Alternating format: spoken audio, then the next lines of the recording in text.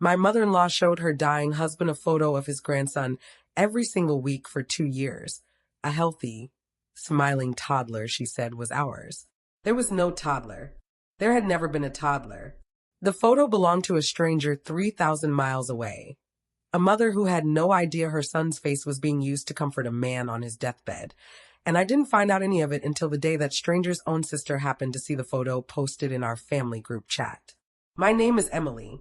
I'm a veterinary technician, which means I spend my days offering comfort in small, practical ways to creatures who can't tell me what's actually wrong.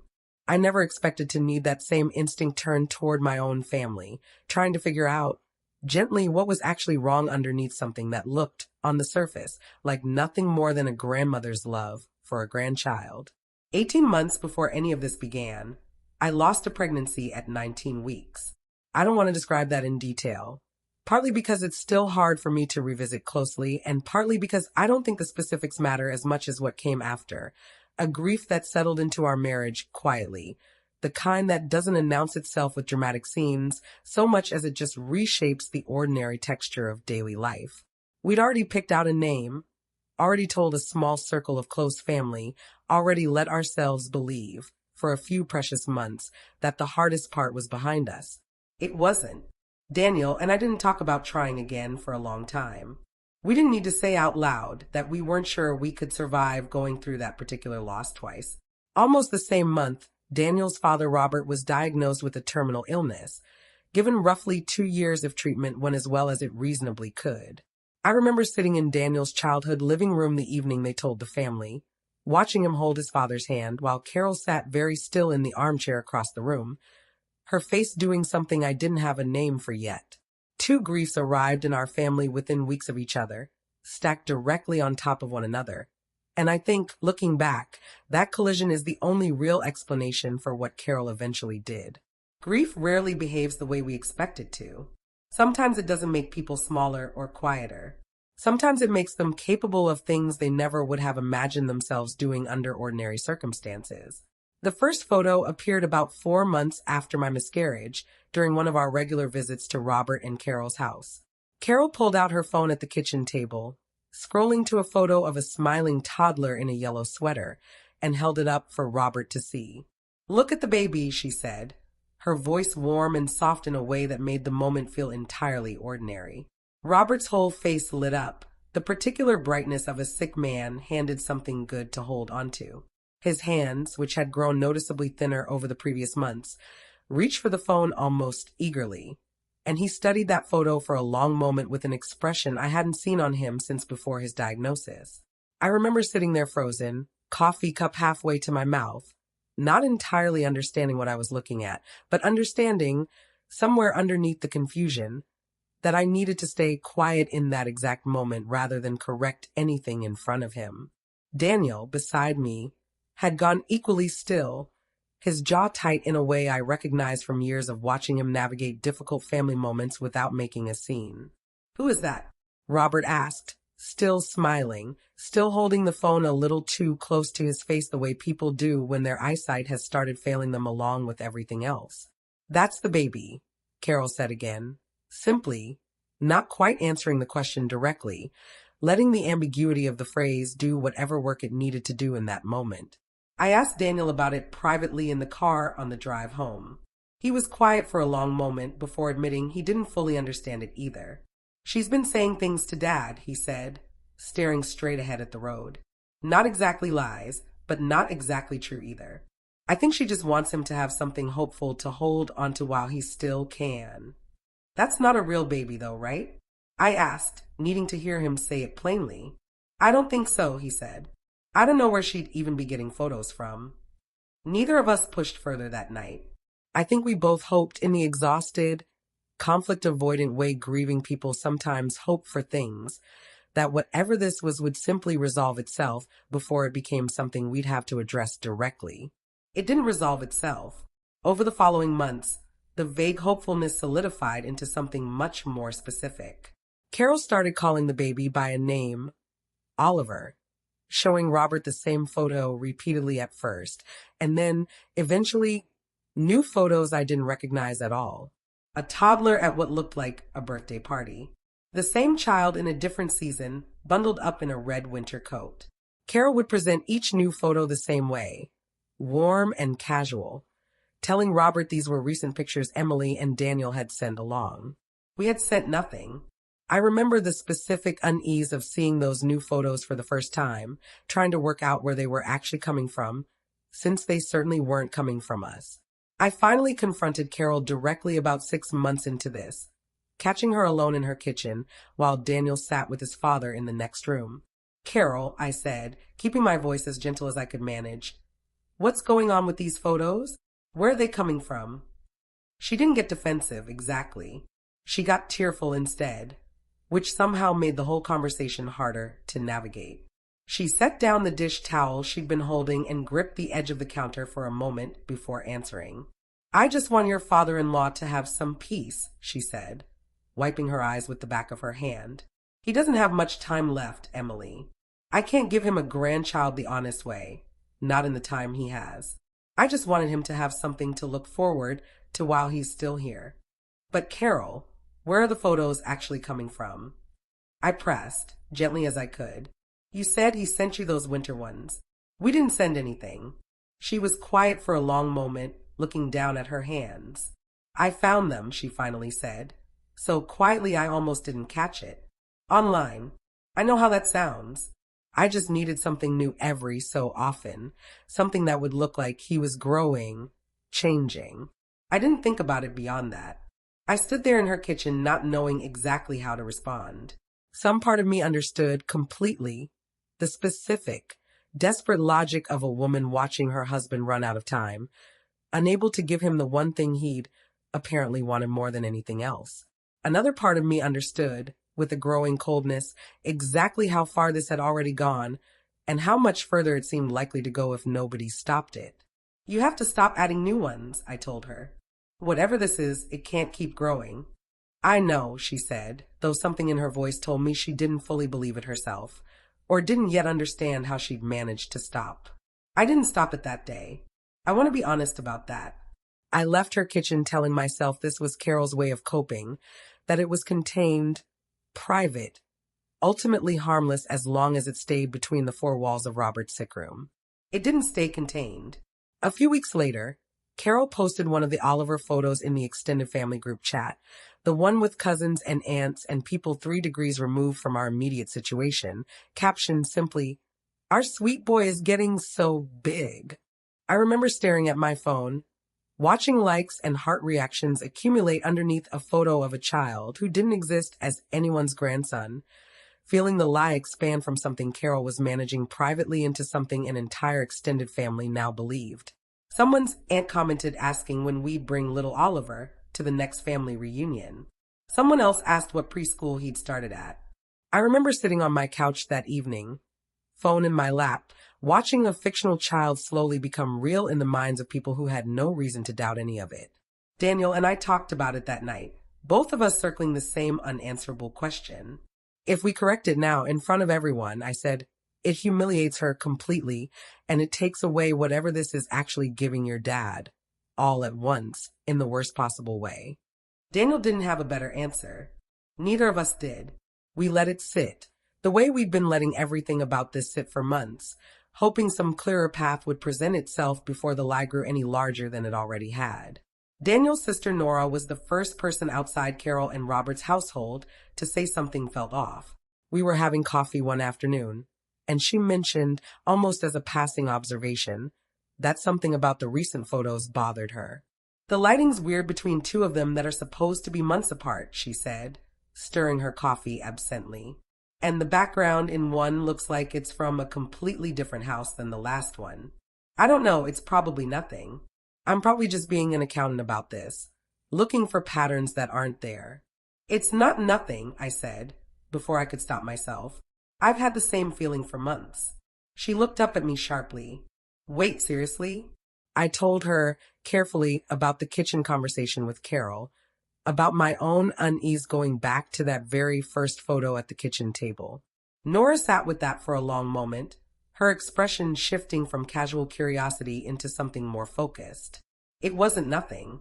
Nora, methodical by nature, She's an accountant, the kind of person who genuinely enjoys reconciling small inconsistencies. Ran a reverse image search on one of the photos a few days later, mostly out of idle curiosity rather than any real suspicion of what she'd find. She called me that same evening, her voice tight in a way I'd never heard from her before. "Emily, I found where the photo's from," she said. "It's not us. It's not anyone we know. It's a public Instagram account, some woman on the other side of the country. Her name's Melissa Cho. The photo's real. The kid is real. He's just not ours. How many of the photos did you check?" I asked, my hand suddenly cold around my phone. "All of them I could find in the group chat," Nora said. "Every single one traces back to her account. Different posts, different years, but it's the same kid growing up in real time. She's just been pulling new ones down whenever she needs something more recent." I sat with that information for a long time after we hung up, feeling something shift entirely in how I understood what Carol had been doing. This wasn't just an emotionally complicated coping mechanism contained within our own family anymore. Carol had been taking a stranger's child's actual photographs off the internet and presenting them repeatedly, publicly, as her own grandson for the better part of a year. Nora and I sat with the weight of that discovery together before either of us did anything about it. It wasn't just that Carol had lied. It was that a real family, somewhere across the country, had no idea their child's face had been circulating as someone else's fabricated grandchild, shared with relatives, discussed at family gatherings, embedded now in a dying man's understanding of his own legacy. Nora reached out to Melissa Cho about a week later, carefully, apologetically, explaining as much of the situation as felt necessary without overwhelming a complete stranger with our family's entire private grief. Melissa's first reaction, understandably, was alarm. She asked reasonably whether the photos had been used anywhere beyond a private family chat, whether there was any possibility of the images being used for something worse than what we were describing. Nora reassured her as much as she honestly could. Though I think all of us understood there was something inherently unsettling about a stranger's child's image circulating for a year without anyone in that family's knowledge, regardless of the underlying intention. What surprised me most, once Melissa had time to process everything, was the shape of her actual response. She wasn't purely furious, though she had every reason to be. She wasn't dismissive either. She landed somewhere complicated and genuinely fair. She asked only that the photos stop immediately, that she be kept informed if anything further came up, and that we understand she needs some time to feel entirely comfortable about what had happened before any of us really expected forgiveness from her. "I get that this came from grief," she told Nora during their one-phone conversation. "I still need you to understand it's not okay.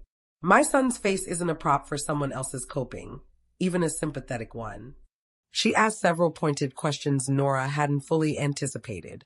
Whether the photos had ever been printed anywhere, whether any of the extended family had ever tried to look up Oliver more specifically, whether there was any chance this had extended beyond the group chat into something like a physical scrapbook or framed photos somewhere in Robert and Carol's house. Nora didn't have complete answers to all of it in that first call, which only added to the discomfort of the conversation, though she promised to find out and follow up honestly regardless of what she learned. Melissa asked for a few days to think before deciding how she wanted to proceed, and when she called back, her tone had softened slightly, though her boundary remained exactly as firm. "I looked up the situation you described," she said. "The terminal illness, all of it. I believe you that this wasn't malicious in the way I first assumed. But I want it very clear that believing that doesn't make it okay. I just wanted to say both of those things at once, because I think they're both true." I told Daniel everything shortly after that, not the partial unease he'd been quietly living with for over a year, but the full scope, the reverse image search, Melissa, the entire timeline laid out plainly. We sat at our own kitchen table while I walked him through it, the same kind of table where this had all started at his parents' house, and I watched something in him change. As I explained it, the particular shift of someone finally understanding that the thing he'd been avoiding wasn't going to resolve itself the way he'd hoped. "I knew it wasn't right," he said quietly once I'd finished. "I think some part of me just didn't want to be the one who took it away from him. From either of them, honestly." He rubbed his face with both hands, the exhaustion of 18 months finally catching up with him all at once. But this isn't just about Dad's comfort anymore, is it?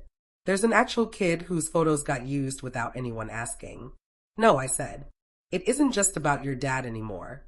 He was quiet for a long time after that, staring at the table between us. When he finally looked up, his expression had settled into something more resolved than I'd seen from him in months. I have to talk to her, he said. Today, if I can.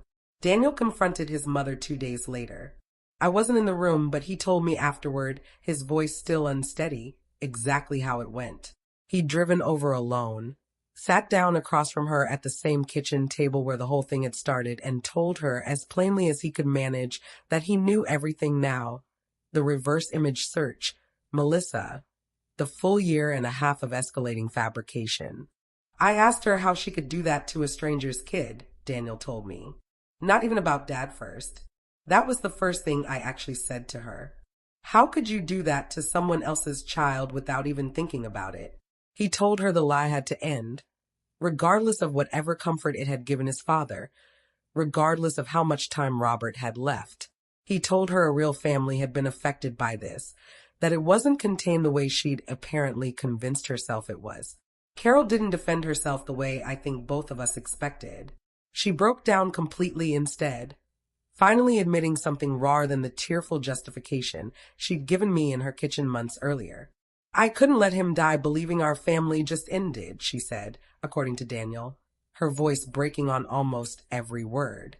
I couldn't give him a real grandchild in time, and I couldn't stand the thought of him spending his last months grieving that on top of everything else his body's already taking from him. I know what I did was wrong. I just didn't know how else to give him something to hold onto. You took a real child's face and used it like it was nothing, Daniel said, he told her. You didn't just lie to Dad. You put a stranger's kid in the middle of this without ever once thinking about what that meant for them. Carol didn't have an answer for that. Daniel said she just sat there, crying, repeating some version of the same justification, unable to fully reckon with the part of the harm that extended beyond her own husband's bedside. Daniel and I spent the following days wrestling with a question that had no clean answer. Robert had weeks, maybe a couple of months left by that point. Did he need to know the full truth now, at the very end, or would revealing the entire fabrication cause more harm than simply letting the lie quietly fade out of conversation without ever being fully unpacked for him? We went back and forth for days, sometimes landing on one answer in the morning and the complete opposite by evening. There was no version of this that felt clean. Telling him risked shattering something in his final weeks that he might not have the strength left to process. Not telling him meant living inside an unresolved lie until the end, letting Carol's fabrication simply outlast the man it was built around. We didn't land on some triumphant, purely honest resolution.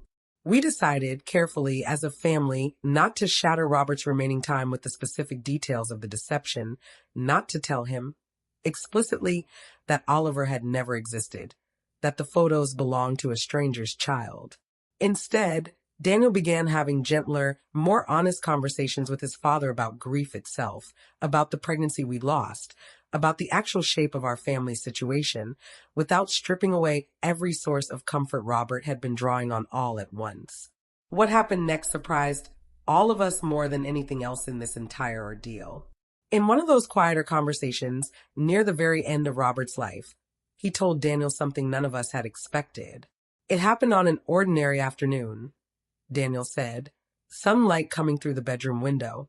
Robert propped up against a stack of pillows, his voice weaker than it had been even a few weeks earlier.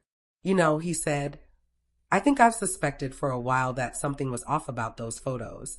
They never quite felt like real memories to me, the way you'd expect a grandchild's photos to feel.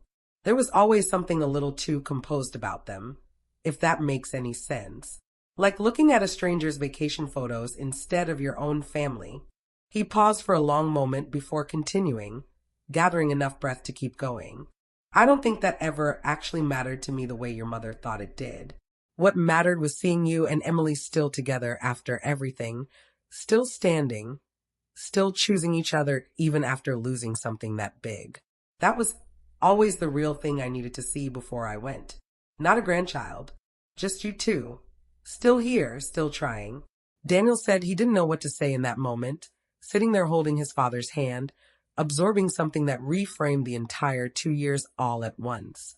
I told him I was sorry we couldn't give him what he actually wanted, Daniel said. And he just squeezed my hand and told me I already had. That was the last real conversation we had, before things got harder for him to manage toward the very end. I wasn't in the room for that conversation, but Daniel repeated it to me that same night, both of us sitting in stunned, quiet grief on our back porch, absorbing the specific, gentle devastation of learning that the entire elaborate deception may never have been necessary at all. We sat out there long after dark, not saying much, just letting the weight of it settle between us the way grief does when there's nothing left to argue about. Only things left to feel. Robert passed away 6 weeks later, peacefully at home, with Daniel and Carol both by his side. Melissa sent me a brief message a few weeks after the funeral, having heard through Nora that Robert had passed. It was short, kind, entirely unnecessary given everything she owed us in the way of grace, and yet she offered it anyway. She said she hoped our family found some peace, and that she understood grief made people do things that were hard to justify afterward, even if they still needed to be addressed honestly. I sent her a small gift for her son not long after, nothing extravagant, just a quiet gesture acknowledging what her family had unknowingly given ours, whether she'd ever intended to give it or not. She sent back a short photo of him opening it, an actual real moment this time, one that belonged entirely to us both without any pretending involved. Carol and I haven't fully repaired things, not in any dramatic, tied up with about way. I don't think either of us expected we would. But we've settled into something honest between us now, in a way we never quite had before all of this happened, built on the specific, hard-won understanding of exactly what grief is capable of making a genuinely loving person do, and exactly what it costs everyone else when it goes unspoken for too long. We still have dinner together most Sundays. We don't talk about Oliver, though I notice, sometimes, the particular quiet that settles over her when something reminds her of that time, and I've learned to just let that quiet exist without filling it with anything. I think about Robert's actual words more than almost anything else from this entire experience. The quiet revelation that the elaborate lie his wife spent 2 years maintaining was never actually what he needed to find peace. What he needed was simpler and harder at the same time. The kind of truth you can't fabricate or substitute with a stranger's borrowed photograph, no matter how convincing it looks on a phone screen, held out across a kitchen table. She spent 2 years building an elaborate lie to give her dying husband something to hold onto, and in the end, all he'd actually needed to hold onto was the truth, offered gently, by the people who loved him enough to finally stop pretending.